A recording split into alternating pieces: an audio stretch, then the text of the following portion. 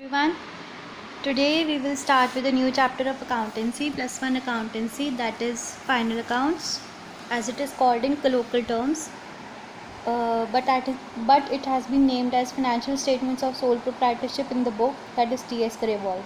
Now this chapter final accounts is very important from the examination point of view because a single question of 15 marks is bound to come from this chapter in the final exam. So this is a very important chapter that we are going to discuss, and it is interesting also. Now before we move on to discuss the chapter in detail, we'll talk about something in general.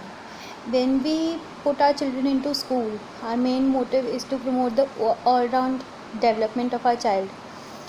Now the students are promoted to higher classes on the basis of their performance in examination. जैसे बच्चे का final exam में performance होगा उसके हिसाब से उसको next class में प्रमोट किया जाएगा. For example, if my child is in class 1 and she has to get promoted to class 2, the promotion will be on the basis of her performance in examination. So in order to evaluate a child's performance, we put stress on the marks obtained in the exam. Similarly, if we have to evaluate the performance of a business organization in a given financial year, let us say 2019-20, we need to prepare a summary of accounts which tell us about the financial performance as well as the financial position of the business organization. For this purpose we prepare final accounts. जैसे एक बच्चे के marks बताते कि उसकी कितनी progress है, क्या उसकी स्ट्रेंथ्स है, क्या उसकी वीकनेसेस हैं, ऐसे ही एक ऑर्गेनाइजेशन का प्रॉफिट या लॉस उसकी फाइनेंशियल परफॉर्मेंस को इंडिकेट करता है. दूसरी तरफ उसकी जो पोजीशन स्टेटमेंट होती है यानी कि उसकी बैलेंस शीट, वो उसकी फाइनेंशियल पोजीशन को इंडिकेट करती है कि how well is the organisation managing its assets and liabilities. So now we will discuss the meaning of financial statements and the type of financial statements in detail. Moving on to the meaning of financial statements. First of all, we will discuss the meaning of final accounts. Statements which are prepared at the end of the year. Final accounts are always prepared at the end of the year. For which purpose? To a certain financial performance, that is the profit or loss incurred during the year, and to a certain financial position of the business, that is management of assets and liabilities. Profit या फिर loss को check करने के लिए हम उसकी financial performance पे ध्यान देते हैं. फाइनेंशियल परफॉर्मेंस कैसे चेक होती है? प्रॉफिट या फिर लॉस के थ्रू. और फाइनेंशियल पोजीशन कैसे चेक होती है? Management of assets and liabilities. Now what are the types of financial statements that we prepare at the end of the year? एक होती है इनकम स्टेटमेंट, दूसरी होती है position statement. Income statement is further of two types, trading and profit and loss account, and position statement या फिर financial position statement is also called as balance sheet. So trading and profit and loss account is prepared to evaluate the financial performance, that is profit or loss, and balance sheet is prepared to evaluate the financial position of the business. तो जो हम final accounts बनाते हैं वो basically दो types के होते हैं, ट्रेडिंग एंड P&L अकाउंट जिससे हम प्रॉफिट या लॉस पता करते हैं, और दूसरी होती है बैलेंस शीट जिससे हम बिज़नेस की फ़ाइनेंशियल पोजीशन पता करते हैं. अब जो हम फाइनेंशियल स्टेटमेंट्स बनाते हैं at the end of the year, final accounts are prepared from trial balance. Trial balance क्या होता है? A list of balances. अब जो ट्रायल बैलेंस है उसमें दो कॉलम्स होते हैं, एक डेबिट का एक क्रेडिट का. तो उसमें दो तरह के बैलेंसेस होते हैं, डेबिट बैलेंस और क्रेडिट बैलेंस. ठीक है. बिजनेस में डेबिट बैलेंस हमेशा सिर्फ दो चीज़ों का हो सकता है, या तो वो एसेट होगा या एक्सपेंस होगा. इन्हीं दो चीज़ों का बैलेंस क्या होता है? डेबिट. और क्रेडिट बैलेंस कौन सी दो चीज़ों का होता है? इनकम या फिर लाइबिलिटी. फिर से ट्रायल बैलेंस में दो कॉलम्स होते हैं, डेबिट क्रेडिट. दो तरह के balances, debit balance, credit balance. Debit balance किस किस चीज़ का होता है बिजनेस में? एसेट का या फिर एक्सपेंस का. और क्रेडिट बैलेंस किस किस चीज़ का होता है बिजनेस में? इनकम या फिर लाइबिलिटी. ठीक है. अब एक्सपेंस और इनकम को हम साल के एंड में कहाँ पे राइट ऑफ करते हैं? ट्रेडिंग एंड P&L अकाउंट में. और एसेट्स और लाइबिलिटीज़ को साल के एंड में कहाँ पे रिकॉर्ड करते हैं? बैलेंस शीट में। फिर से expenses and income go in trading and P&L account, वहाँ पे इनको राइट ऑफ किया जाता है। और एसेट्स और लाइबिलिटीज़ को कहाँ रिकॉर्ड किया जाता है? बैलेंस शीट में। Will understand the concept of trading and P&L account with the help of an example. Let us say मेरा पेन्स बनाने का बिजनेस है। This is the pen I manufacture. अब आपको इस पेन में क्या क्या नज़र आ रहा है? Cap, plastic body used, ink, refill. So these are the things which directly go into the production of this pen. तो जो मेरे खर्चे डायरेक्टली इस पेन की प्रोडक्शन में गए हैं वो चीज़ें डायरेक्ट एक्सपेंस कहलाएंगी। All the expenses which are directly linked to the production of a commodity are called as direct expenses.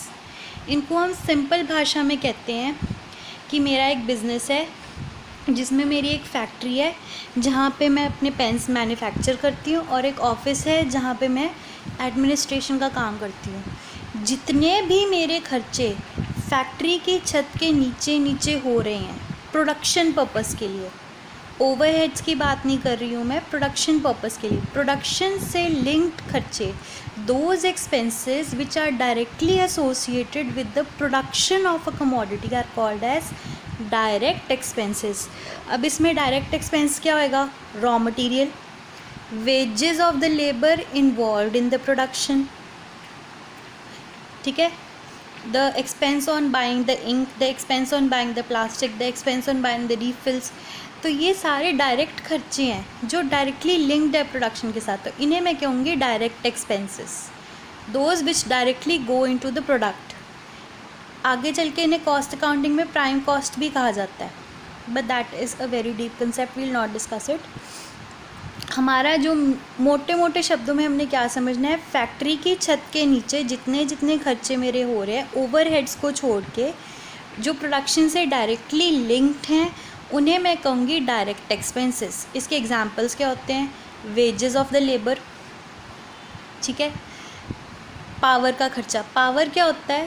Factory के बिजली के खर्चे अगर आए, फैक्ट्री की बिजली का अगर बिल आया तो मैं क्या कहूँगी उसको? पावर। और अगर ऑफिस की बिजली का बिल आया है तो मैं उसको क्या कहूँगी? Electricity bill. This is the difference.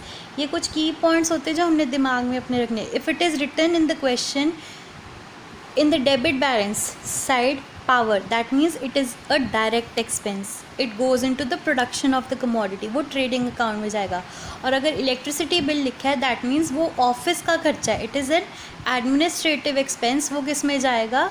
P&L account में। इनडायरेक्ट है वो। डायरेक्ट एक्सपेंसेस प्रोडक्शन प्रोसेस में जाते हैं यानी कि ट्रेडिंग अकाउंट, और इनडायरेक्ट एक्सपेंसेस ऑफिस के खर्चे होते हैं, एडमिनिस्ट्रेटिव खर्चे होते हैं, वो P&L अकाउंट में जाते हैं, because they are indirect in nature, they do not directly go into the product that is being manufactured.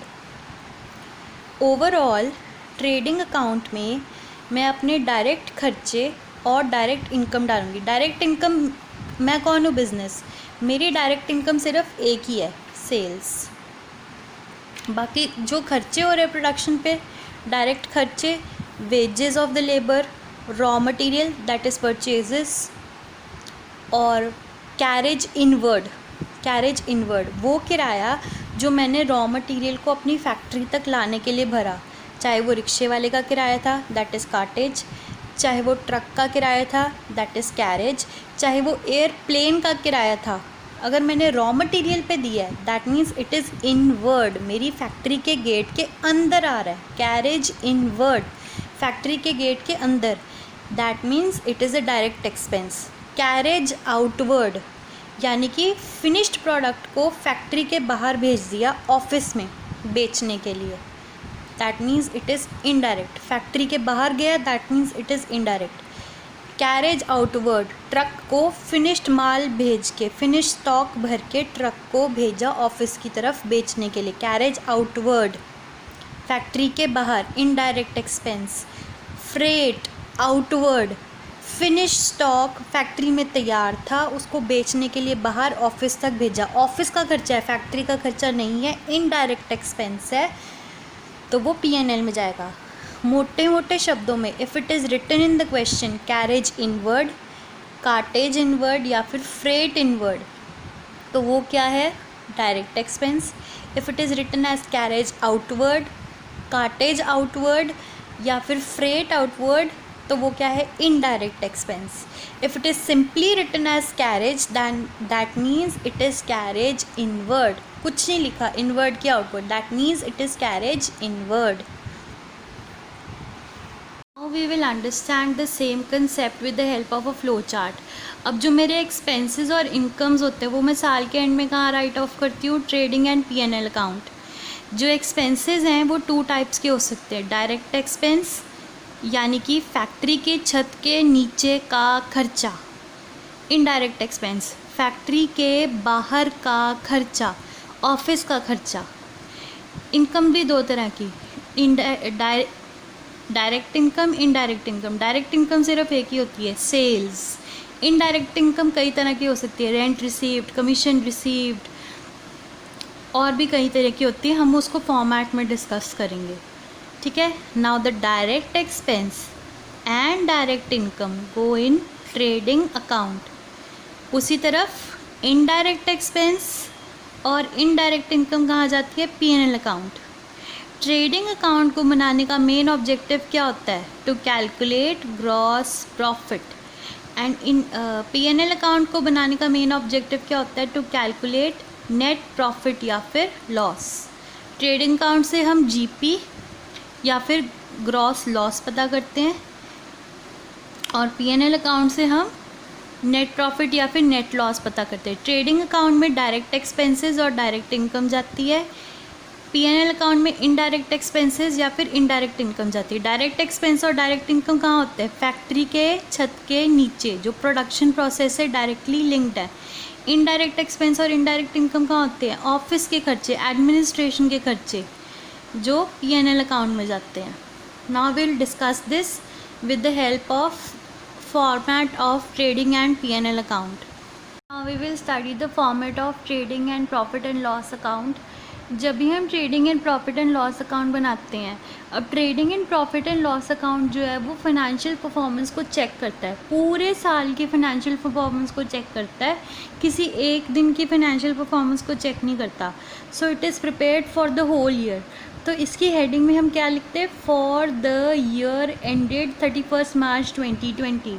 For the year ended का मतलब क्या है, ये पूरे साल में जो भी बिजनेस ने खर्चे और इनकम करी उसका ये पूरा रिकॉर्ड है। फॉर द ईयर एंडेड मतलब it is for the whole year, where as balance sheet is always prepared with the heading as on, let us say 31 March 2020। As on का मतलब क्या है, it is for a particular date, balance sheet is for a particular date and trading and P&L is for a particular time period. ये एक time period का record होता है, और बैलेंस शीट एक पर्टिकुलर डेट पे एक ऑर्गेनाइजेशन के बैलेंसेस को बताती है। बैलेंस शीट को हम बाद में स्टडी करेंगे, अभी हमने इतना याद रखना है कि ट्रेडिंग एंड P&L अकाउंट पूरे साल के लिए होता है, के लिए प्रिपेयर किया जाता है। पूरे साल की समरी होती है, उसमें किस चीज़ की समरी होती है, एक्सपेंसेस एंड इनकम्स की। तो इसीलिए उसकी हेडिंग में क्या लिखते हैं, for the year ended 31 March 2020, ठीक है। हमारे क्वेश्चन में हमने कौन सा फाइनेंशियल ईयर मान के चला है, 1 अप्रैल 2019 से लेके 31 मार्च 2020, इसीलिए मैंने 31 मार्च 2020 लिखा है। अब एक चीज़ जो हमने याद रखनी है हमेशा क्वेश्चन शुरू करने से पहले, वो ये है कि क्वेश्चन में जो चीज़ मुझे ट्रायल बैलेंस के अंदर मेंशन्ड होएगी, हमने ये याद रखा है, हमारे जितने भी फाइनल अकाउंट्स हैं वो ट्रायल बैलेंस से बनते हैं। क्वेश्चन में हमें ट्रायल बैलेंस गिवन होगा एक तरह का, जिसमें डेबिट और क्रेडिट बैलेंसेस होंगे। तो ट्रायल बैलेंस के अंदर अंदर जो चीज़ें लिखी होंगी उनका क्या होएगा, सिंगल इफ़ेक्ट। उनका क्या होगा, सिंगल इफ़ेक्ट, वो एक ही जगह रिकॉर्ड होंगी। ट्रायल बैलेंस के अंदर अंदर की चीज़ें सिर्फ एक ही जगह रिकॉर्ड होंगी, उनका सिंगल इफ़ेक्ट होएगा।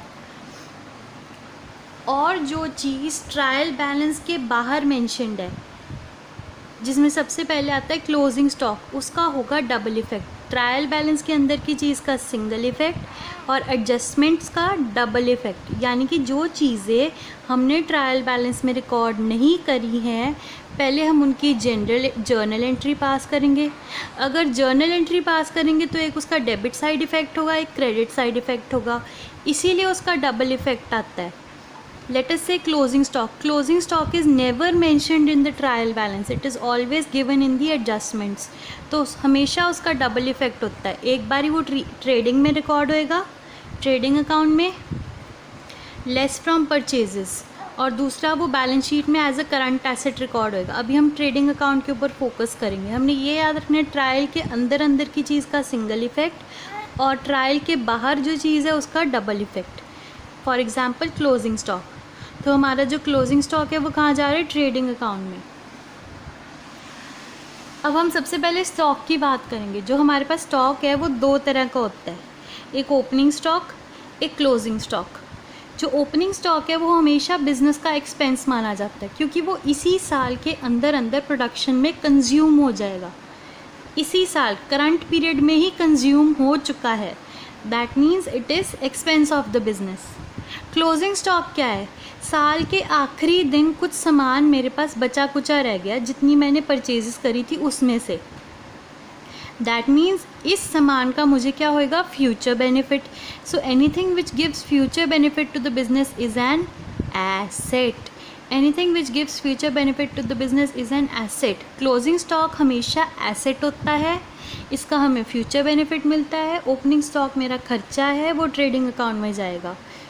क्लोजिंग स्टॉक वो सामान है जो जितना मैंने ख़रीदा था उसमें से कुछ बचा रह गया, या तो मैं इसे परचेजेस में से माइनस कर दूं, क्योंकि अभी ये बचा हुआ है, कंज्यूम नहीं हुआ, तो मेरा एक्चुअल खर्चा इसको माइनस करने के बाद निकलेगा। लेकिन माइनस करने की जगह हम हमेशा इसको क्रेडिट साइड पे दिखाते हैं बाय क्लोजिंग स्टॉक करके। इफ़ेक्ट इसका वही है कि जो चीज़ क्रेडिट साइड पे लिखी है वो एक्चुअली इधर से माइनस ही होएगी, डेबिट को नलीफाई ही करेगी। तो हमने माइनस करने की बजाय उसे क्रेडिट साइड पे लिख दिया, इफ़ेक्ट उसका वही आएगा। वो इधर से माइनस कर दो चाहे यहाँ लिख दो, लेकिन लिखना हमने क्रेडिट साइड पे बाय क्लोजिंग स्टॉक करके ही है। इफ़ेक्ट उसका वही होएगा, वो परचेजेस में से माइनस हो जाएगा। अब बात करते हैं ट्रेडिंग अकाउंट की। ट्रेडिंग अकाउंट में debit side, credit side. Debit side पे सारे खर्चे आएंगे, डायरेक्ट खर्चे, डायरेक्ट एक्सपेंसेस। क्रेडिट साइड पे सारी डायरेक्ट इनकम्स। एक ही डायरेक्ट इनकम होती है सेल्स, बाकी क्लोजिंग स्टॉक को हमने परचेजेस में से माइनस करना होता है, लेकिन बेटर प्रेजेंटेशन के लिए हम उसे क्रेडिट साइड पे रिकॉर्ड करते हैं। तो डायरेक्ट खर्चों में क्या क्या आता है, ओपनिंग स्टॉक। साल की शुरुआत में जो मेरे पास रॉ मटेरियल का स्टॉक पड़ा है या फिर फिनिश स्टॉक पड़ा है। फिनिश स्टॉक क्या होता है, जो प्रोडक्ट मैं बना रही हूँ उसको इकट्ठा करके मैंने स्टॉक कर लिया, उसे कहते हैं फिनिश स्टॉक, मतलब उसकी प्रोडक्शन पूरी हो चुकी है। फिर परचेजेस, जो अपनी प्रोडक्शन के लिए मैंने सामान परचेज़ किया, जैसे हमने पेन का एग्जांपल लिया था, मार्कर का एग्जांपल लिया था। इसकी प्रोडक्शन, अगर मैं इसकी प्रोडक्शन कर रही हूँ तो इसके लिए क्या क्या चीज़ें परचेज़ करूँगी, प्लास्टिक, इंक, रीफिल्स, पेन की निब, एक्सेट्रा एक्सेट्रा। तो जो रॉ मटेरियल मैंने इस पेन को बनाने के लिए परचेज़ किया वो क्या होएगा, परचेजेस। परचेजेस में से परचेज रिटर्न माइनस करके नेट फिगर बाहर लिखेंगे। वेजेस, फैक्ट्री की लेबर का खर्चा, वो लेबर जो प्रोडक्शन में इन्वॉल्व है, ठीक है। फिर सेल्स, क्रेडिट साइड पे by sales, less sales return, net figure बाहर, closing stock as it is बाहर। मेन मोटिव क्या है ट्रेडिंग अकाउंट को प्रिपेयर करने का, टू कैलकुलेट ग्रॉस प्रॉफिट, ठीक है। इसके बाद जो ग्रॉस प्रॉफिट है हम उसे ट्रांसफ़र कर देंगे P&L अकाउंट में। अब जो एक्सपेंसेस हैं जो रिकॉर्ड होते हैं ट्रेडिंग अकाउंट में, एक चीज़ हमने याद रखनी है, डायरेक्ट इनकम हमारी सिर्फ एक है, सेल्स, ठीक है। और जो डायरेक्ट एक्सपेंसेस हैं उनका दूसरा नाम होता है cost of goods sold. Direct expenses का दूसरा नाम होता है कॉस्ट ऑफ गुड्स सोल्ड। तो अगर मुझे कॉस्ट ऑफ गुड्स सोल्ड पता करनी है तो सेल्स, ठीक है, सेल्स में से मैं तो अगर मुझे कॉस्ट ऑफ गुड्स सोल्ड पता करनी है, या तो मैं सेल्स में से जीपी माइनस कर दूँ तो सारे मेरे खर्चे बच जाएंगे। दूसरा तरीका क्या है, ओपनिंग स्टॉक, ठीक है, plus purchases plus direct expenses यानी कि wages minus closing stock. Minus closing stock क्यों किया? क्योंकि मेरा परचेज़ का खर्चा उतना नहीं है जितना मैंने साल की शुरुआत में ख़रीदा था। कुछ सामान तो मेरे पास बचा रह गया ना, तो उसको माइनस करके एक्चुअल खर्चा जो इस साल के लिए है वो रिकॉर्ड करना है हमने। तो opening stock plus purchases plus direct expenses जिसमें वेजेस आ सकती हैं, power, fuel etcetera, minus closing stock, तो वो उससे हमें कॉस्ट ऑफ गुड्स सोल्ड पता लग जाता है। तो ट्रेडिंग अकाउंट से हमें दो चीज़ें पता लगती हैं, एक तो जीपी, ठीक है, और दूसरा cost of goods sold. Sales में से जीपी माइनस कर दो तब भी COGS यानी कि कॉस्ट ऑफ गुड्स सोल्ड निकल आता है। कॉस्ट ऑफ गुड्स सोल्ड का दूसरा फॉर्मूला क्या है, opening stock plus purchases plus direct expenses minus closing stock. अब इसी जीपी को हम नीचे ब्रॉट डाउन कर देंगे to gross profit carried down, और वही P&L अकाउंट में ब्रॉट डाउन होगा by gross profit brought down. अब P&L अकाउंट की क्रेडिट साइड पे सारी इनडायरेक्ट इनकम्स और P&L अकाउंट की डेबिट साइड पे सारी इनडायरेक्ट एक्सपेंसेस, ठीक है। इनडायरेक्ट एक्सपेंसेस कौन से होते हैं, इंटरेस्ट पेड, बैंक से लोन लिया है उनको इंटरेस्ट पे करना पड़ेगा। किसी कंपनी, हमने एज अ कंपनी किसी को डिबेंचर्स इशू करे उनको इंटरेस्ट पे करना पड़ेगा। किसी से भी कर्जा लिए है उनको इंटरेस्ट पे करना है तो इंटरेस्ट पेड। बैड डेट्स, किसी को पैसे दिए थे उसने पैसे मार लिए, to repairs, to salaries. Salaries क्या है, ऑफिस की स्टाफ का खर्चा। फैक्ट्री के स्टाफ का खर्चा क्या होता है, वेजेस, और ऑफिस के स्टाफ का खर्चा क्या कहलाता है, सैलरीज़। ये इनडायरेक्ट एक्सपेंस है, P&L में जाएगा। फैक्ट्री की लेबर का खर्चा डायरेक्ट एक्सपेंस है, ट्रेडिंग में जाएगा, ठीक है।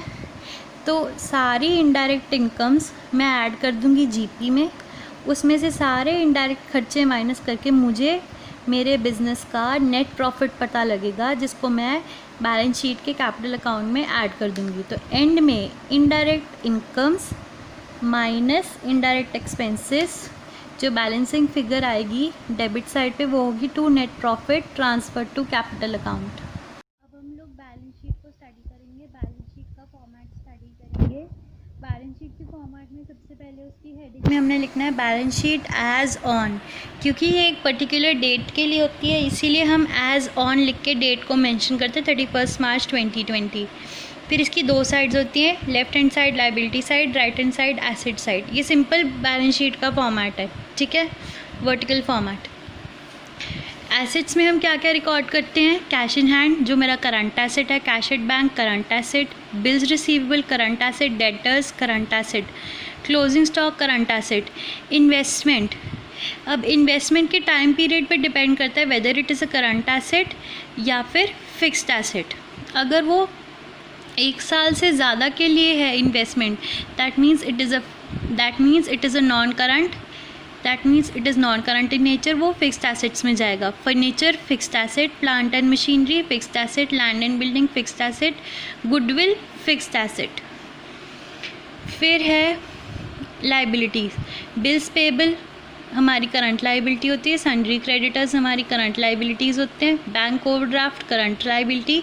बैंक ओवरड्राफ्ट क्या होता है, एक साल के लिए, एक साल के टाइम पीरियड के लिए मैंने बैंक से जो लोन लिया उसे बैंक ओवरड्राफ्ट कहते हैं। जिस चीज़ की टाइम ड्यूरेशन एक साल या उससे कम की हो उसे हम अकाउंटेंसी में करंट प्रीफिक्स के साथ यूज़ करते हैं। दैट मीन्स बैंक ओवरड्राफ्ट क्या है, करंट लाइबिलिटी, क्योंकि इसकी टाइम ड्यूरेशन एक साल तक की है। लोन्स ये नॉन करंट लाइबिलिटी है। कैपिटल ये बिज़नेस के लिए एक सबसे बड़ी लाइबिलिटी है। कैपिटल वो पैसा है, मैं कौन हूँ, बिज़नेस, मुझे बिज़नेसमैन ने जो पैसा दिया वो बिज़नेस के लिए लाइबिलिटी है। बिज़नेसमैन ने जो बिज़नेस में पैसा लगाया वो बिज़नेस की लाइबिलिटी है। बिज़नेस को उसके ऊपर प्रॉफिट कमा के बिज़नेसमैन को देना पड़ेगा। जो अकाउंटेंसी का गोल्डन रूल है वो ये कहता है always consider yourself as business not businessman. तो बिज़नेस को जो बिजनेसमैन ने पैसा दिया है वो उसकी लाइबिलिटी है, कैपिटल।